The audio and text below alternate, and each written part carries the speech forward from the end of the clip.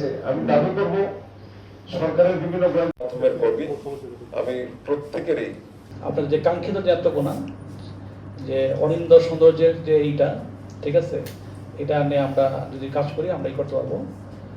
আরেকটা হচ্ছে যে আমি ফেরেশতা না, পড়াশোনা ফেরেশতা না, ঠিক আছে, তবে আমি একটা জনবান্ধব, অধিকতর জবাবদেহি এবং একটা স্বচ্ছ জনপ্রশাসন গড়ে ওঠার ব্যাপারে কাজ করব।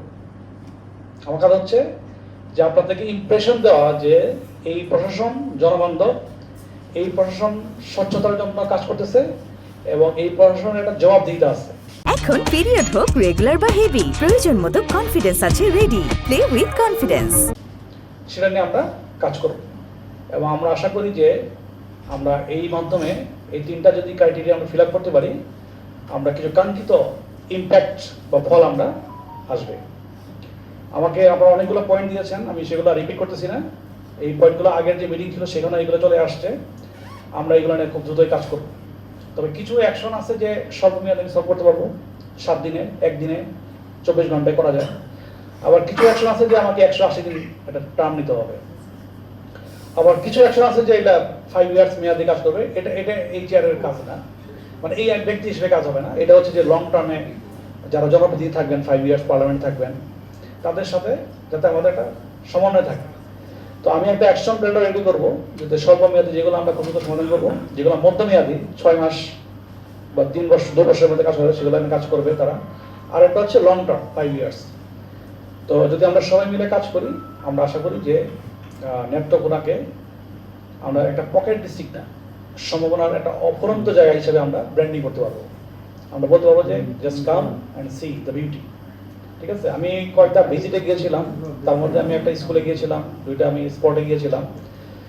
তো আমি শুনলাম যে এখানে ওই অর্থে আমাদের যারা যারা তারাও কম আসে, ইভেন যারা ফরেন ভিজিটর, যেমন ওরা মনে করে যে শুধু কক্সবাজার, সিলেট, চিটাগাং এইগুলোই হচ্ছে পর্যটনের কেন্দ্র। তারা যদি আমাদের এখানে আসে, পাঁচগাতে আসে, ঠিক আছে, কর্মাকান্দা, তারপর একটা দুর্গাপুর।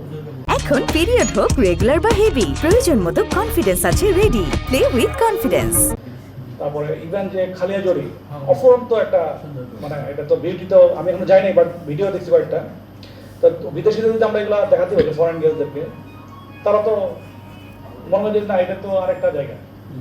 তো এটা আমাদের কাজ হবে যে সেগুলোকে রাষ্ট্রীয় পর্যায়ের মাধ্যমে, চ্যানেলের মাধ্যমে অবগত করা। এবং আমরা আপনার আশাবাদী হন যে আমাদের মাননীয় ডেপুটি স্পিকার উনি কিন্তু আপনার বক্তব্য আপনার ছিলেন প্রেস ক্লাবের মিটিংয়ে, উনি বলছেন যে একটা পর্যটন হাব করার জন্য উনি কাজ করতেছেন। ঠিক আছে, আমাকে নির্দেশনা দিয়েছেন যে আপনারা আপনাদের মতো করে কিছু অ্যাকশন প্ল্যান রেডি করেন, আমরাও কাজ করতেছি। তো আশা করি যে এগুলোর মাধ্যমে আমরা একটা কাঙ্ক্ষিত পর্যায়ে যেতে পারবো এবং আমাদের কাজের আপনাদের সর্বাত্মক সহযোগিতা কামনা করতেছি। ঠিক আছে, আপনাদের যে কোনো ফিডব্যাক আমরা সাদরে গ্রহণ করবো। হয়তো আমরা পারবো না সব কিছু 90% মানে 100% করতে পারবো না, বাট আপনার ফিডব্যাকটা আমরা নিব, আমরা আমাদের ওয়েতে রেসপন্ড করার চেষ্টা করবো। ঠিক আছে, তো আপনারা সবাই আমার জন্য দোয়া করবেন। ঠিক আছে, আপনাদের জন্য দোয়া থাকলো এবং আপনাদের দরজা সবসময় আমাদের জন্য ওপেন।